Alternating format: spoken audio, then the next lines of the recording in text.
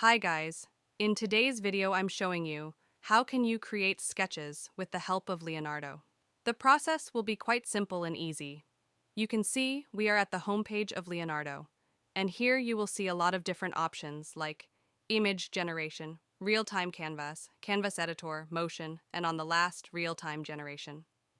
From here you have to tap on this last option, real-time generation. When you will tap on this, you will redirect to the real-time generation.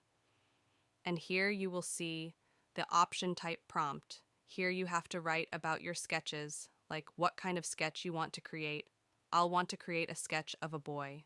So that's why I'm writing about my sketch. So you see I write sketch of a boy, and here is the sketch of a boy. You can also enhance this sketch by arranging these elements icon, like coloring book. If I swipe this to the right side, so you can see the sketch has been changed. And here is the option dynamic. If I tap on this, and here if I tap on the option sketch color, so you see the sketch has been changed. After adjusting everything, tap on this option download. Now your image has been downloaded, and if you open, so you can see I have created this sketch with the help of Leonardo.ai.